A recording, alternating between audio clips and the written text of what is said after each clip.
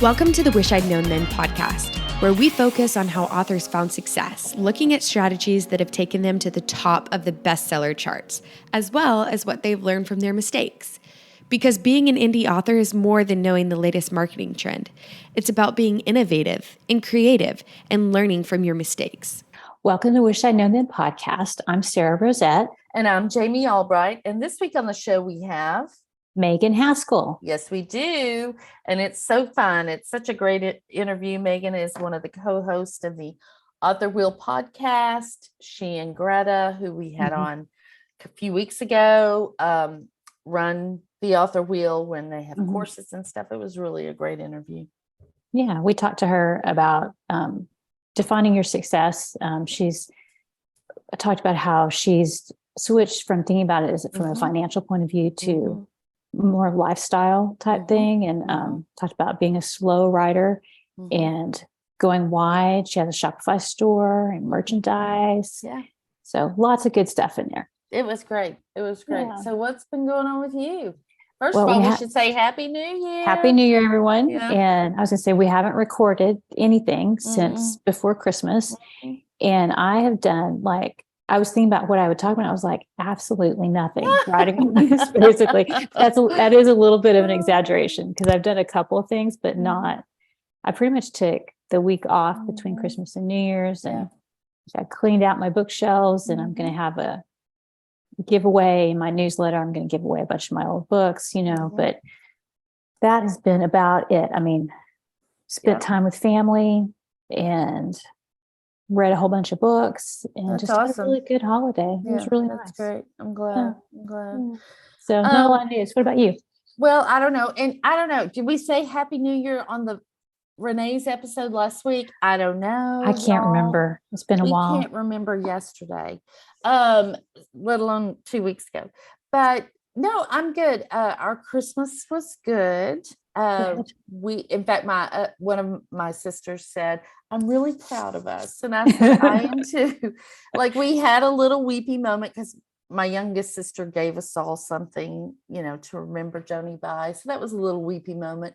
But then after that, we rallied and we played a couple of games after we did gifts, and my mom and dad played, and it was really fun. I mean, and Joni would have been, I think we honored her. And so that was good. And I don't do resolutions. Me either. I used to, but I mean, a long time ago, but I haven't in a long time. But I have, what I want for this year, really for the rest of my life, not just this year, but is to be joyful and to bring as much joy to other people as I can. Some of that I can control, some of that I can't, but I can't control what happens to me, but I can control my reaction to it. And I think even in the worst of times, this thing with Joni, my sister, has taught me that you can still find joy in the absolute worst situations. And so that's what I want to carry through into next year. So that's me. Is that your word for the year? Are you doing a word of the year or not? I know. Yeah. I don't usually it do could one. be. I don't either.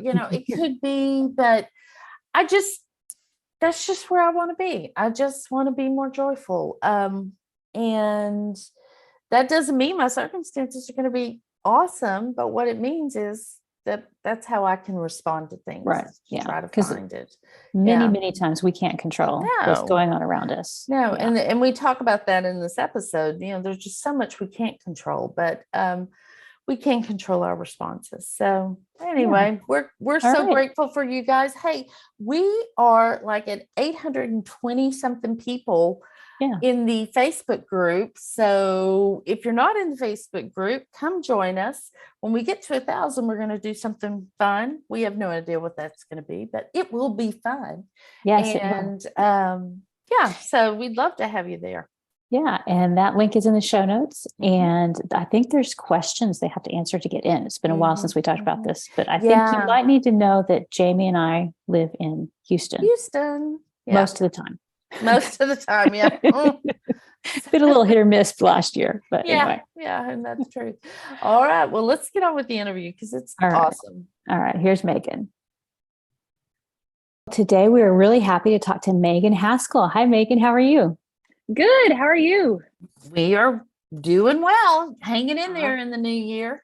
Yeah. It's good to see you guys. It's been too long. I know it has. It has. Yeah. So let me read your bio and then we'll jump into the questions. Megan Haskell writes fantasy adventures filled with myth, magic, and mayhem. She is also the co-founder of the Author Wheel, a podcast, website, books, and courses designed to help writers keep their stories rolling. I love that. Yep. Everybody needs that. Yeah. So tell us how you Yeah. got into writing. Sure. So my story is a little different. I actually graduated from USC with a undergraduate degree in business. And so I was working for one of the big accounting firms in downtown LA. But I've always had kind of the split personality where I have a very analytical numbers kind of, number crunching sort of side, but I also have a really creative side. I've played piano and I've done all these other things too. So I had this number crunching job and I needed that creative outlet. And I was riding on the train I lived in Long Beach, which is about an hour south of LA, on the train. And so I would take the train in every day. And so I started writing on the train, and I never initially had any like dreams of being published or anything like that. But eventually, kind of caught the bug. And so I was writing for probably 5 or 6 years. When I got pregnant and I decided I was not going to return to my corporate job. And so I had my daughter, and then I came up with an idea for Signore, and then it was like, oh, this has to be published. This is actually a good story. And I had that business background, so I decided to go indie, and the rest is history. That's awesome. That's amazing. It's different. I never had any creative, didn't grow up writing stories. I was always a reader. I didn't either. But I didn't grow up writing stories. I didn't have that drive. But then when I was doing that commute, it was just like, it kind of just clicked. That's wonderful. Now, when you stopped commuting, was it an adjustment to write like at your house or? Well, I had a newborn. So, so you were writing whenever you had time, right? Yeah. It's funny. I have pictures of me. I actually used to put her, she was one, both my daughters actually did not like to be put down for naps. Like I couldn't put them in their crib very much. They just were not sleepers that way. And so I would put them in one of those baby slings, and I would stand at the kitchen island and I would type while bouncing, and letting them nap. Oh my gosh. And that was how I found time. And so I learned very early on how to write in short bursts and do 5 minutes here, 15 minutes there, right when I can. And I was thrilled if I got, 500 words in a day. Like that was an achievement. That was fantastic. And so that was my start, really with working from home. Now they're older, so I do have a more regular schedule, but that was writing in the gaps was my superpower at the time. Yes. And I think that's so important. I think we should all try to develop that skill. I'm not great at that. I sort of need, all the stars to align and the music to be right and the smells to be right and, not have chin hairs, and then I can write. But I wish that I was more like that could just write whenever, like Kiki, Kirsten Oliphant, but Kiki, she does that. Like she writes on the Stairmaster. I'm on her phone. I'm just like in awe of stuff like that. So yeah, and it's funny too, because I feel like I used to be really good at it, and now that I have a more regular schedule, I'm not as good at it. It's definitely a skill that has to be cultivated. But I also think like if you can figure it out, and I haven't figured it out yet, so don't get me wrong, I'm working on this, but if you can do dictation or write on your phone with your thumbs or those other things, like you can get that extra little bit, and every extra little bit really helps and counts. So it's a good thing if you can, but it does take practice, and it takes that regular sort of habitual, activity to get to really get it mastered. Yeah. Yeah. And I think there's something about the pressure of knowing you only have this 10 minutes or 20 minutes or whatever that can really motivate you. And I think, like, I know I've lost that as my kids have gotten older and I have more time. I don't have that I must get this done, and that urgency, like, oh, this is my only chance. Yeah. I think that makes a difference too. It definitely does. And the false urgency, I can create that using Pomodoros. So I don't know if you know about Pomodoros, you probably do. Yeah, go ahead and that, explain them though, in case somebody hasn't heard of them. Yeah. Okay. Yeah. So Pomodoros, it's actually a business technique. It was developed for productivity, particularly in the workplace. And the concept is basically you set a timer and you have 25 minutes of focused time. So you don't do anything else. You pick your task, whatever that task is. And in our case, it's writing. You turn off your email, you turn off all your distractions. You don't answer anything or do anything else. You just focus for that 25 minutes to get as much done as you can. Then when your timer rings, you stop for 5 minutes, you stretch, get a coffee, get a water, whatever you need. And then you do it for another 25 minutes. And so in the business, the traditional, truest form of a Pomodoro, you do 4 of those in a row, and then you take lunch, and then you do a final 4, and then you go home, right? And so that was kind of the concept. But what I have found works really well for me is if I set that timer for 25 minutes and I just write as much as I can, as fast as I can. So I usually give myself like 2 to 5 minutes of prep time before I start the timer, where I'm like just kind of getting into the scene, refreshing my memory of where I'm at, where I am in the book, or what the point is of what I'm trying to write, or what's going on. And then set the timer 25 minutes, write for that 25 minutes. 25 minutes seems to be a real sweet spot. Like it's long enough to make progress, but not so long that you start to slow down. And then I stop the timer, and then I take a break, and my break is longer than 5 minutes usually. Yeah. I go do laundry or I go do something else, and then I come back and I do another one later. And so that works really well for me now that, like I said, now that I have that schedule where the kids are in school and I've got more dedicated time, I'm starting to have that same problem where it's like, oh, I've got so much time. I can do it later. I'll figure it out.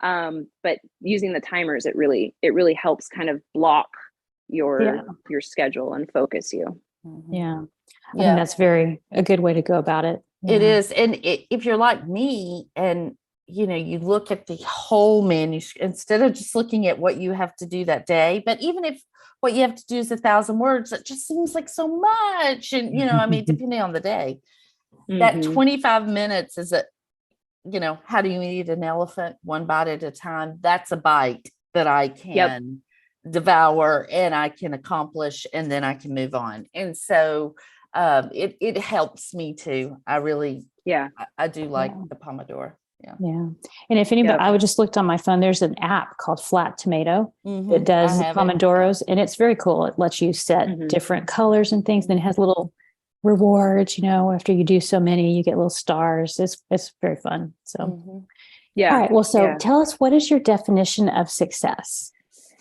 Okay. So I had to think about this one for a bit because if you're an Enneagram person, I'm an achiever type. And so for me in the past, success has always been defined quantitatively, where, if I make X dollars, or if I produce X, books in a year or whatever, that was my quantifiable definition of success. And thanks to COVID in large part, and the fact that I'm a mom and my kids are my first priority, and I'm trying to build a business around my kids' schedules. That's my priority and my focus. I've had to redefine success and make it more qualitative. I'm also privileged enough, lucky enough that, I don't have to pay the mortgage. My husband's job takes care of all of that. So I don't have to define it monetarily, which is both a good thing and a very difficult thing for me. So instead, what I've tried to do is define success by lifestyle and by setting and achieving specific goals. So for a while it was, okay, I just have to finish the next book. That's success. If I can finish that next book, then I've done what I intended to do. And I think long-term, big picture goal, it's building a business, like I said, around my kids in a way that keeps me grounded, keeps me with my own identity. If you're moms, you know what I'm talking about. Like moms sometimes have a tendency to define themselves by their kids. I don't want to do that. That's not my personality. So having that separate identity, that separate structure, and hopefully inspiring my kids to follow their passion, find a way to make it a business or make it work, to have that entrepreneurial spirit, that instilling that ethic of hard work and, productivity, and not just wasting time, on watching TV or on Facebook or other things, finding that being productive, being a creator instead of a consumer. So it's a qualitative definition of success, but if I can do that, if I can inspire my girls, and if I can build my own business and contribute to the family, even if it's not like a defined dollar amount, but contribute to the family and keep my identity, then that's success for me. That's awesome. That's great. Great answer. Great answer. Because I think that's true. And I think that it's true for this type of business, any creative business, really, because it's just there are just so many things we can't control, and so we have to make sure we're putting parameters and putting goals up that, or making checklists against things we actually can control. And so I think exactly. That's great. Yeah, that's awesome. Well, what do you wish you'd known about writing and craft when you first started? So this one was actually kind of tough for me, because I feel like there's lots of stuff I wish I'd known, and also that I know that I don't know yet. And I'm yeah, well, I think writing and craft, part of the reason I love this job is that you're constantly learning and you're constantly growing. Right. So I think what I wish I had known when I started was that there is no end goal, really. I mean, this is not a thing where you can be like, oh, I made CEO, so I'm done. Right. Yeah. You already are your own CEO, technically, if you're indie anyway, but there's no ending point. And so going back to that measurement of success, it's a constantly moving goalpost. And so with the writing and the craft side of things, it's that there's always something more to learn. There's always some new educational craft book that you can read, or course you can take, or something you can improve on. You can pick dialogue, or you can pick plot, or you can pick, world building, whatever it is, but there's always something that you can do better. And I think I kind of knew that going in, but it's really hit home more recently especially as I start, as I teach, because you realize what you don't know when you try to teach something. You have to learn it. And so that's been sort of revealing, I guess, for me. It's one of those things that, like, if we probably understood how much we needed to learn in the beginning, we might not even try it. So it's probably good we didn't know. Exactly. It's like it goes back to the how do you eat a whale, right? Like one bite at a time. When you're first starting out, you don't know how big that whale is. You have no idea. That's probably a good thing. You have no idea. And you don't know what you don't know, and that was when I was in that critique group that I talk about all the time that kicked my butt from here to Timbuktu. That there was another newer author in there with me, and she kept saying that, God, you don't know what you don't know. And it's like, when you realize, oh, there's so much, like, for me, because I was learning as I was going, I did have that mentality. Oh, when I get to this point, I will have it all figured out. And then you get there and you're like, Oh my gosh, Oh, there's so much more that I Yeah. don't know. Yeah. And Yeah. so I It's think like a that reverse funnel. You start it out with this like is. little Yeah. narrow pathway that you think you're going, and then all of a sudden you get to that point, and now it's like opens up and it's Yeah. even bigger. You're like, Yeah. oh, Yeah. I want to go home. Yeah. Well, I'm sure marketing's the same way because we all Mhm. start out, and we do what marketing we can do. But what do you wish you'd known about marketing? Looking back, is there anything that you wish you'd known? I wish I'd known it wasn't linear. Mm.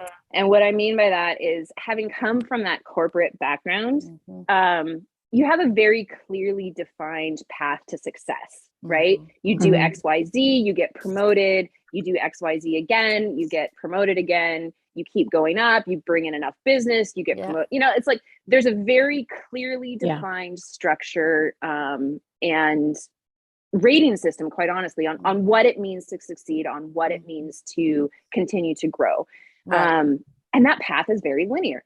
Mhm. With marketing and the business side of the book industry, it is not linear. You figure one thing out and then it stops working. And then you got to figure out something else. And then that stops working. And so you go back to the original thing and now it's working again, but maybe not as well as it was. And then you got to do something. And so your income goes up and down. You don't have any clear path to how to succeed financially, like, from that marketing side of things. And so again, you're always learning, you're always having to try new things, you're always having to experiment, which makes this job interesting and makes it fun, but it also makes it really frustrating. Yeah. I think part of our problem as indie authors is we have taken a lot of the things from the business world and tried to apply them to freelance creative writing endeavors. And all of a sudden it's like, wait a minute, what typically would work well in a business may not work at all in it for a creative. Like the path that you think, oh, well, if I get X number of books out, or if I do blank, then blank will happen. And that isn't always the case. Sometimes it is, but not always. Well, Right. and also, go ahead. Well, I was going to say, I mean, you could have the breakout debut novel and do really, really well, and then your next book could tank, or you can put out 10 books and have barely any success, and then finally that 11th book you put it out and it does really well, and now everything in your backlist is doing really well. So it's kind of this, like, you just have to keep chugging along. Trying different things. Yeah, exactly. Yeah. That's so true. I mean, I'm just sitting here thinking of example after example of things that are true about that statement. So I think that's awesome. What assumptions did you make at the beginning of your writing career, and looking back, did they turn out to be right or wrong? Assumptions. Well, I think I assumed I would be making more money than I am right now. I thought the business side would be easier, and it's not an easy thing. So yeah, I mean, it kind of goes all back to that linear progression. You think, oh, well, I have 10 books out now, so I should be making X dollars. And when that doesn't quite come true, it can feel like failure, even though it's really not, because how many people say they're going to write a book and never even write one, right? So you've still succeeded, right? Just maybe not quite hit that bar you set for yourself. And so I'd say that, I mean, that's kind of the biggest thing. Like, you assume that everything, if you just keep working, everything's going to go your way. Right. Yeah. Eventually. Yeah. It's true. Well, I was thinking when you were talking about this, when you get a raise or what, like in a normal job or in corporate America in particular, like the people making the decision about whether you progress or don't progress generally know you, and you have some relationship, and you can affect that in some way. The people making decisions about us don't even know who we are. They're very fickle. They come and go. So it's like, that's one of those things you cannot control. So you have to decide, again, you have to go back to how you measure your success. So, and put some parameters around it for things you can control. Yeah. And the thing is, even if you have like 10 books out and you're not, or whatever number out, and you're not earning what you thought you would, you have those books and they will exist for years in your copyright if you're indie published. And who knows what will happen in the future. You know, you have endless possibilities, but sometimes it's hard to see that when you're in the moment, right, trying to figure out what's going on. exactly. So, yeah. Exactly. Yeah. Yeah.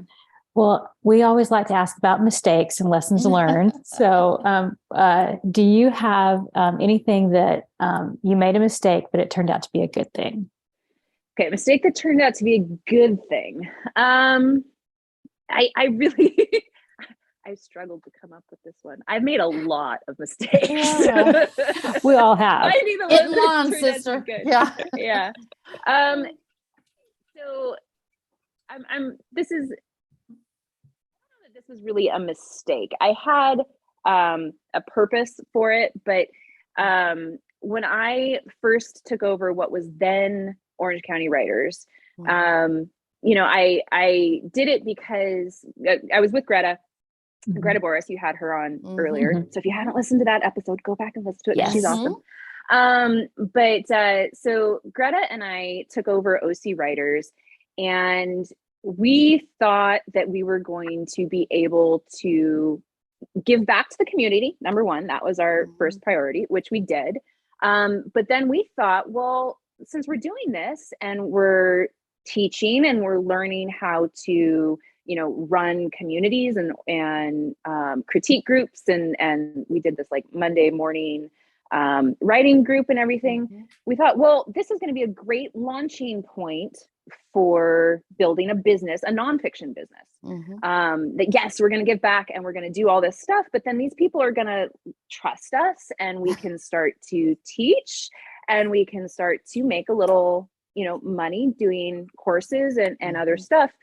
And that never quite panned out the way we had planned it, or had hoped it would work out. Now, ultimately, we did give OC Writers back to its original founder, Deanna Cameron, who's a wonderful woman and gives so much back to the community. And she kept it as just a purely nonprofit. I mean, it's not a 501c3 or whatever that is, but it's a volunteer organization.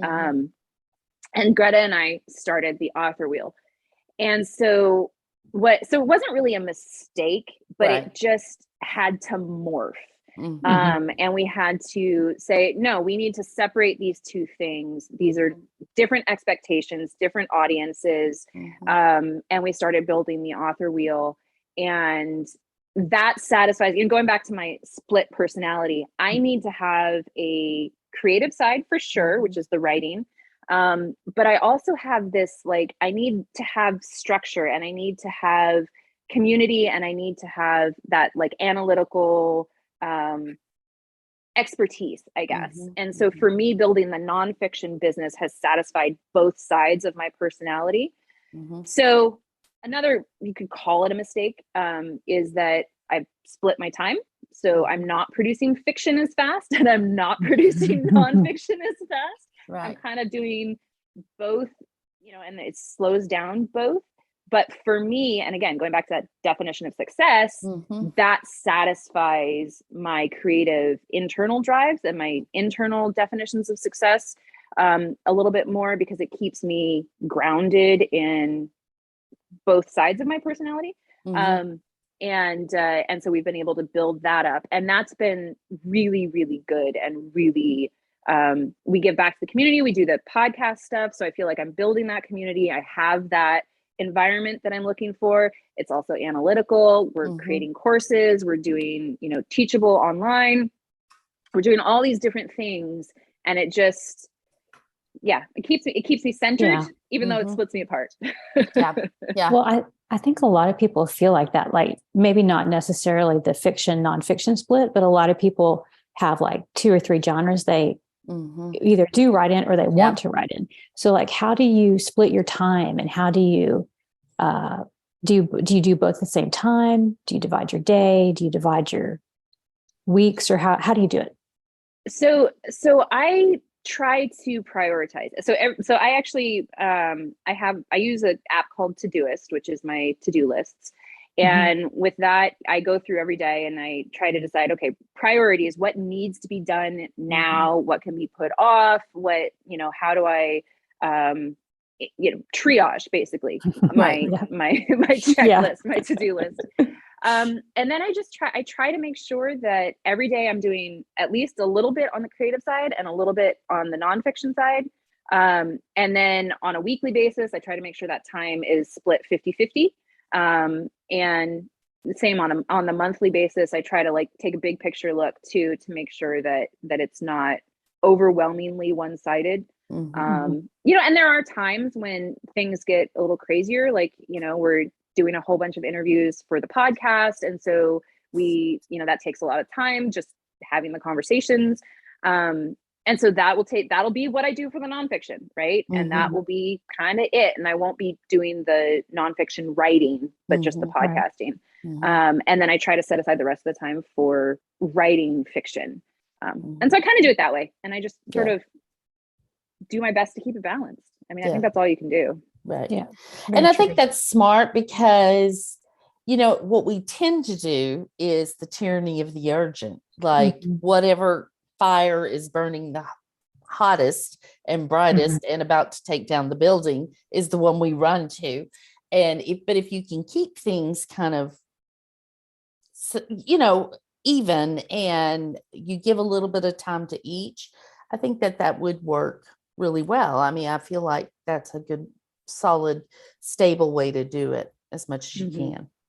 Yeah. I'm sure there are times when it's not like that, but Yeah, there are definitely times when it's not. And I'm starting something new for January, and we'll see how it goes. So I can't speak to how effective it's gonna be. But so I started a daily journal for work. And so I've created a checklist of the habits that I want to make. And one of those habits is, at least 2 Pomodoros every day writing fiction, so that I can start to build up my speed on the fiction a little bit faster. And so if I get it, then I get my little check mark and I get to do a little happy dance. And if I don't, then, well, I try not to be too hard on myself. Yeah, exactly. which is where it could go wrong. We'll see. Yes. But the idea being that, it's we actually, this is something we teach, but I haven't necessarily kept up with it as much as I should have. And we originally read about it. It's called the Seinfeld method. It was some article that we read about how Seinfeld told some young comedian that, the young comedians that asked, how do you keep up with your creative side? How do you keep making jokes and all that stuff? And he goes, well, you get a calendar and you put an X because you spend your 10 minutes writing jokes that day or whatever, right? And every day your goal is to make an X, and you don't want to break the chain. So you just keep going and you don't break the chain. And that's how you create the habit. That's how you create the productivity. And so I've done it in the past, and it's really, really helpful. And then you get out of the habit, and all of a sudden it's like, oh, I haven't written anything in 5 days. What's wrong with me? And it's so much harder to go back to. Trust me. It is. It really is. And so getting that habit and that check mark and that dopamine hit, I think it's dopamine hit of, getting a little star for the day or the bright pink circle or whatever, but rewarding yourself for that habit is what I'm hoping will help. You can come back later in the year and tell us if it helped or not. I'll give you the recap. Yeah. So that leads me to the next question. Have you ever had an idea that you thought this is awesome and it turned out to not be so great? Oh, I've had plenty of those. Yeah. Okay. So I'm going to give the biggest one, the biggest, worst, best, worst idea. Yeah. Yeah. The best idea. Yeah. I still don't think it was a bad idea. It just didn't work. So basically I wrote my original series, the Seniority Chronicles, which is sort of an action adventure portal fantasy series. And so I had, 4 and a novella books in that series. And I was like, I am going to write the prequel history, this epic fantasy that is going to tell the history of this world and these characters, because they're elves, they live a really long time. So it was like, 1,000 years in the past, but they were elves, so it was still some of the same characters. But it was going to be this big, epic, honkin', chonky fantasy, or at least for me, chonky. And so I wrote it, and it took a really long time, and it was really, really hard, and it was a very challenging book to read, to write. But I loved it, right? And I'm still so proud of that book. But what I didn't realize was that my action adventure fantasy readers didn't necessarily want to read an epic fantasy, because even though they were related, even though they had some of the same characters, the genres, and they're both fantasy, right? The genres were too different. And then COVID hit. And so it slowed me down even more, because I was, my kids were home 100% of the time, and I was homeschooling and all this other stuff. And so I wrote the first one, published it right as COVID hit, and was really excited about it. It got an honorable mention from the Reader's Favorite Book Awards, and it was in the self-published fantasy blog off competition, and it was a semi-finalist in that. So it's a good book. It's it's a really good book. Trust me. Trust me. And then so I was trying to write the second one, and I got the draft done, but it was way darker and just a hot mess because of COVID. Things were during COVID. Yep. It was 2 years, and it was gone, and it was like, and so then now I'm starting a new series, and it's back to more of the adventure fantasy, portal fantasy, unrelated to Seniori Chronicles, and I'm sort of starting, I don't want to say starting over, because that's not true. I mean, I definitely still have fans, and I have people who've stuck with me and followed me and everything. But I had to get back to that original core. And so meanwhile, the book 2 in that series is languishing on my computer until I can find the mental headspace to go back and edit it and make it not a hot mess. Well, I mean, that's just part of the process. It's part of the deal. And it's hard to accept that in the current situation of indie publishing, where it's produce. And it's the culture of speed. It's the culture of speed. And I'm a turtle. So, And me too. And it's hard, because you see all these writers who are putting out really good books too. I mean, they're not crummy books. Everybody talks about pulp fiction and stuff, and sometimes they are, but a lot of them are really well written, and these writers can put out thousands and thousands and thousands of words a day, and I'm going, oh my God, I'm so happy for them. Exactly. It's like, I can admire them. I just haven't figured out how to do that myself yet. I think I get too much in my head.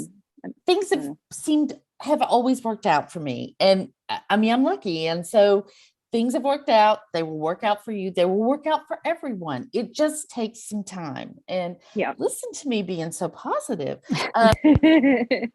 And so, but I mean, it's just, it's a marathon. It is a marathon. And I was just thinking about that when you were talking about your kids and everything. I mean, you just have so much time that you can really invest in this and do what it is you want to do, as far as building something your kids can be inspired by, and all of those things. So you're good.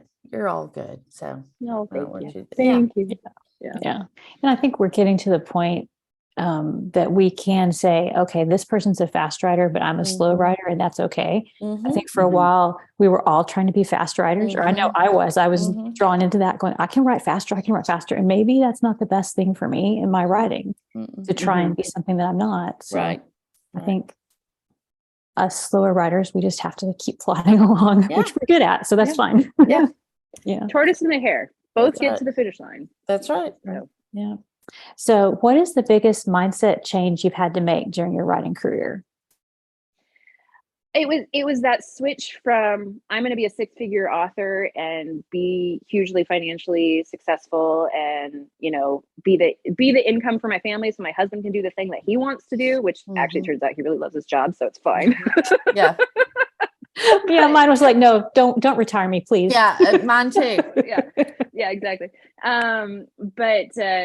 But yeah, so it was that change in mindset from I'm going to define myself by how much money I make, to I'm going to define myself by all these qualitative measures, and whether I can help people and reach people, inspire my kids, build a business around my lifestyle, and that's been hard. Like I said, I'm the Enneagram achiever. I'm a 3-wing 4, and that was like a core definition of who I was this, like, I was always like the straight A student. I had a 4.2 GPA in high school, woo, right? Like I was a cum laude in college. Like this was who I was like all this like overachiever, quantitative measures of success. And so as an adult, that was financial. It was definitely financial. And when I quit my job, you know, I left a 6-figure income to be a stay-at-home mom who wrote. And that's kind of how I have to prioritize things. Yeah. And so it's taken me 10 years, but slowly but surely I'm redefining what success means for me so that I don't get caught up in some of that, you know, burnout situations. I can't afford to do that in a lot of ways. And so finding a new way to define what that success, what that achievement means for me. Right. That's what I was going to say, that like by changing your focus, you have probably saved yourself from burnout, you know? Yeah. I hope so. Well, I mean, I just love that. I mean, and you are young. I mean, you're a lot younger than me. And me too. I just love that you're seeing that now, because nothing breaks my heart more than going to a conference or being in a seminar or whatever, or being online and just seeing people basically feel like failures because they can't do what they perceive as everyone else doing. And the fact is, it's not everyone else. It is a set group of people and they are amazing. But we just have to do our thing and figure out how we can feel good about it, be successful, get the words written, getting things done. And I just love that. I love that you're finding that out now. I love that. So, well, thank you. Yeah. I mean, and I think a big key part of it too is recognizing that the most vocal people aren't necessarily even the most successful people. No, really. Like when it comes down to it, everybody can find a way to build a business around in this industry, or even creatives in general. Like there are a million paths to success. And so the most vocal ones are maybe the brightest stars out there that you see, but there are all these other paths that are in the shadows that people are finding really valuable ways of bringing their creative life, whether that's writing or art or whatever, into the world and making money doing it. I think that's the way forward, I think, for most people. It's finding what works for you, the path that works for you. And it's one of the things we talk about all the time on the author wheel too. It's that there's no single right way to write, publish, or promote your books. It's just what works for you and defining your own goals, understanding yourself first, and then finding the path or mapping the path for yourself. That's how you're going to find happiness. And that's how you're going to find, you know, that satisfaction in what you're doing. And what's sustainable. Yeah. So I think that's great. Well, let's transition a little bit to your website. So you have a Shopify store. So tell us all about that. Did you have something before the Shopify store, or is this a new thing? So I decided, well, really when I started publishing, I never liked the idea of being exclusive with Amazon. I was for a while. I did okay, but eventually the sales trailed off. And so I decided, because I'm not a fast writer, Right. I couldn't keep up with that pace and the churn of Kindle Unlimited. So I never liked it. So I decided I was going to go wide. So at first I just did, the usual Kobo. I went Kobo, Draft to Digital, Barnes and Noble, Apple, et cetera, et cetera. And I found that was really hard to get traction still. And it's a slow burn. So for slow writers who can be patient enough, it works. You can get traction, but it just takes time. And then I don't know, I started listening to people talking about direct sales on their websites and figuring that out. So about a year ago, I decided to switch from Squarespace, which is who I had hosted my website with before, to Shopify. And the reason I switched was because Squarespace, I could sell paperbacks, but I couldn't sell digital products. Or at least I couldn't hook it up to BookFunnel to do an immediate automatic delivery. Otherwise, like through Squarespace, I had to just give them the PDF or give them a link to download the book. And it's like, well, but then that link could be shared. Like you couldn't make it unique to that reader or that buyer. So I switched to Shopify about a year ago, a little less than a year ago. I think I actually made the transition in March or April. And it's been good. I don't make a ton of money direct from my website, but it's definite yet. Exactly. No, and that's very true, because it's a slow burn. This wide stuff, when you go wide, you have to be prepared for a slow growth. It's not like Kindle Unlimited where you're going to have your first month be, tens of thousands of dollars or, whatever. I mean, I don't know how many people actually make tens of thousands of dollars on their first, but you know what I mean? Yeah. So it is definitely a slow growth path. But selling direct, I've more than made back the money that I spent to switch to Shopify. And it's supplementing the rest of my wide income. Because the other thing about wide is that because you're getting income from multiple sources, each one might be small, but as a whole, it starts to, it adds up. Right. So that's what I did. That's why I did that. And so if you want to support me, please buy books direct. Yes, exactly. Yeah. Do you do anything different with your Shopify store? Do you send people there first? Do you release exclusively there? Do you do anything like that? Or do you just use your newsletter to let people know? Mostly my newsletter. So in every single newsletter that I send out, at the bottom, I say, if you want to buy my books, please consider buying direct. I earn the most money off of those books. I can give the best discounts. The thing that I do that's unique for my website is I bundle all three formats that I have for the books that I have, all three formats. So the ebook, the paper, signed paperback, which I always sign all of them. So they're coming from me. And then the audiobook for the ones that I have, the audiobook. And I bundle that into a discount. So if you buy all three formats, or if you like all three formats, you can get that. So I can give a little bit better deals on the website than what I can do elsewhere. And of course, with the paperbacks, you get them signed, which nowhere else you can get them signed except for from my website. So that's what I do that's kind of exclusive. And because it's still new, I haven't had any releases yet. Actually, no, I take that back. I did release Aetherbound direct to my website first for a little while. But the website was still so new that it didn't really do much for me. And same with the audiobook. I released it first to my website for about a month or two. And I had a couple sales direct that way. But mostly still on other sites for that.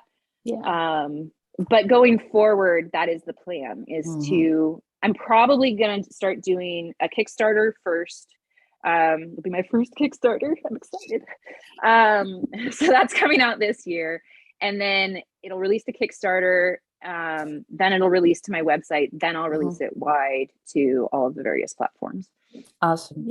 Yeah, that sounds that's like great. a really good plan. That's kind of the way I'm leaning too. So I love that plan. So yeah, I mean, it makes sense to me. And I'm trying to learn more about advertising and ways to draw people to the website, ways to get more people onto my newsletter, because a lot of the things I used to do aren't necessarily working as well anymore. So trying to get that funnel started better at the top is kind of a focus for this year for me. But ultimately, I think that is the way to. And not, I mean, you can't guarantee success, but if you own that list, if you own your website, you're not relying on all the other platforms and social media and all that stuff to sell your books. Correct. Yeah. Well, I noticed you had some merchandise too on your store. So tell us about that. How did that come to be? And did you design the stuff yourself? All that. So that's so my friend Garrett Robinson, he is he's a fantasy author. We chat every so often, and I went onto his website and he had a t-shirt that I just thought was so fun. It says, have I told you I write books yet? is the t-shirt. So I bought his t-shirt, and then I asked, so how are you doing this? How are you selling this direct on your site? And so he pointed me to a company called Printify. So it's on demand printing, merchandise printing. So I don't hold the stock or anything like that. People go to my website, they buy it. The Printify takes care of the actual printing and the distribution and the shipping and all that stuff. So it was a little tricky to get set up from just the integration side of things. But once I got it figured out, it was pretty simple. And then the designs, there's one design that I commissioned. It's the Myth, Magic, and Mayhem carnivorous pixie sitting on the moon. So I commissioned that one recently, and I got full commercial rights and everything to sell that. So that was that one. And then the other ones I've just designed on Canva. So the Crazy Like a Fox one comes from my book Aether Bound, which my character has a mug that has that design on it. So I just created the design. I was like, I'm gonna make the mug. Yeah. I love it. And so it was, easy enough. And I already had the Canva Pro subscription or whatever, because I use that for social media graphics and all of that stuff. And so I just uploaded it to Printify. Printify takes care of the logistics, and pretty cool. That's amazing. That's great. That's awesome. That's awesome. Well, let's talk about the author wheel. So we had talked to Greta, but tell us, like, from your perspective, what's the best thing about it for you? So the best thing about it for me is it's that it fits that corporate side of my brain. And it lets me interact with other writers. Like the podcast, especially we finished season 1. We did season 1 in the fall. And we interviewed Sarah. So Sarah, if you haven't heard our interview with Sarah, go check it out, because it's awesome. It was great. In fact, it's our most downloaded episode. Oh wow. Yeah. That's awesome. It's so popular. It was a great interview. It was so much fun. It was a lot of fun to talk to y'all.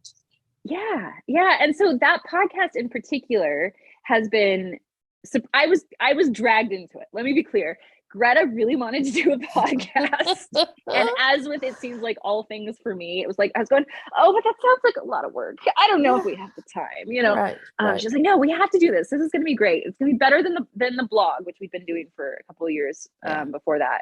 And it does, it lets me connect with other writers and other professionals and get that it's part of that achiever personality, that, expertise and becoming a professional and success in that way. And so that's been the biggest thing for me.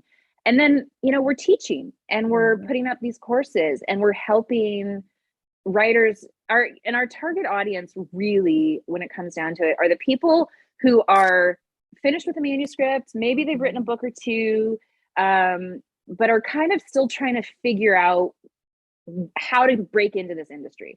Because when you're first starting out, there's so much information. It's just a fire hose, and you're feel totally overwhelmed. And so we wanted to be sort of the guides and be like, okay, these are the people we trust. These are the resources that we've relied on. This is the information that we've learned. Right. And so we're kind of curators, or we're breadth, not depth, as far as our content goes. But then we can point you in the right direction to the people that give you the depth in that particular subject, whatever that is. And so it's been really rewarding to see and hear from some of our students who've come back and said, oh man, you just clarified everything. Right. Like that makes it makes it simple.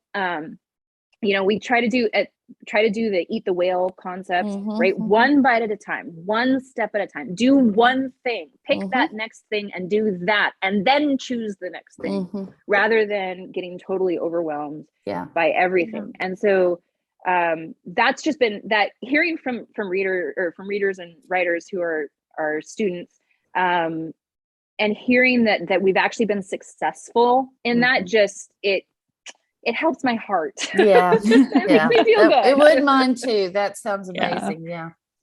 So y'all have a podcast, but then you also have books and courses too, right? Yes. So tell us a little bit about those. So we started out with the Author Wheel doing a blog. And so that's still up and available if you want to check it out. It's authorwheel.com, and then you just click on the blog. I think it's just /blog, but go click on the link for the blog.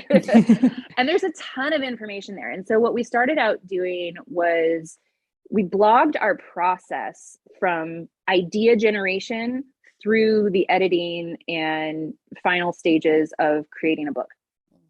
And so after we did that, we decided to bundle that information up, rewrite it, revise it, put it all together into quick guides. So that's our most recent release on the book side of things, are these quick guides. So we have 3 out so far, with 3 more planned. And the first 3 are productive writing habits, understanding your genre, and planning a novel, which is not plotting a novel, mind you. It's not outlining, but it's like, how do you find inspiration? How do you create, do your world building and start setting up your story before you ever write that first word? Right. So we have those out now. And then the other one that we have, which is older, but it's Publish, Take Charge of Your Author Career, which Greta was originally traditionally published. So she comes and explains like how to get published traditionally. I explain how to self-publish and indie publish. And then we talk about the similarities and the differences and the pros and the cons. Again, we don't believe there's any right way to go or right path. For some people, traditional is going to make the most sense. And for other people, it's really not. So we talk about that. And then we have a course around that. And then we built a course, just recently released a course for the productive writing habits. And so those are available on Teachable, and you can find out all that information on our Author Wheel website. And then we're planning on doing a Kickstarter this year as well to create the omnibus paperback of the quick guides, because each of them are really short. They're only like 10,000 words. The idea being one bite at a time. This is a very short, quick guide.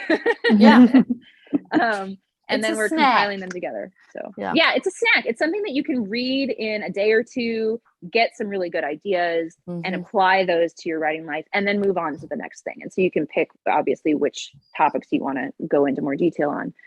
But we're going to use Kickstarter to create a paperback omnibus version of those quick guides and the pre-writing, or we haven't come up with the exact title yet, but all of that. And so we'll be launching that this year too. Yeah. Awesome. Looking forward to that. That'll be exciting. I just think that's so fantastic. I think, I'm all about helping. I mean, I'm number 2 with a 3 wing on the Enneagram. And so I'm all about the helping, and I want to help. And, so I just love that you're doing that. I love that you're giving people, they're kind of wandering around in the dark, a little bit of, not a shortcut, but just a line to follow, but because a lot of us, that's what we need. We just need that line to follow. We don't want anybody to do it for us. We just want to know where to go next. And I think that's awesome. I think that's awesome. Yeah. Yeah. So what do you think the best thing you've done to set yourself up for success has been? I think for me, it's my willingness and desire to learn, because for me, that's been the constant, is that I have always been looking for that next thing to learn or to do or to add to my repertoire, and practice. And so I think, although, I've now been published for almost 7 years, and it's taken me that long, and I have been slow. I think for me going forward, and that like you said, setting up for success, I have all the knowledge I need. I have all the skills. I just have to apply them. And I think eventually I'll get there, right? I just keep plodding forward. And eventually I will have the monetary financial success that I originally dreamed of. I think that's wonderful. I love it. Yeah, me too. Well, where can people find out more about you and the author wheel as well? So I am at meganhaskell.com. That's MEGANHASKELL. So not with an H, no H, no EA, MEGAN. No, so meganhaskell.com. And then author wheel is just authorwheel.com. And so those are the two primary places to find me. All right. Well, this has been wonderful. Thank you for coming on today and just chatting with us. We'll have all those links in the show notes, and you can find those at wishidknownthenpodcast.com. And thanks to Alexa Larberg for editing and producing the podcast, and to Adriel Wiggins for doing the admin. We'll see everybody next week. Bye. Bye. Thanks for listening to the Wish I'd Known Then podcast. We hope this episode inspired you, empowered you, and made you laugh a little bit too. If you loved it, tell your friends about it. And if you feel so inclined, leave us a review. We look forward to being with you again next week.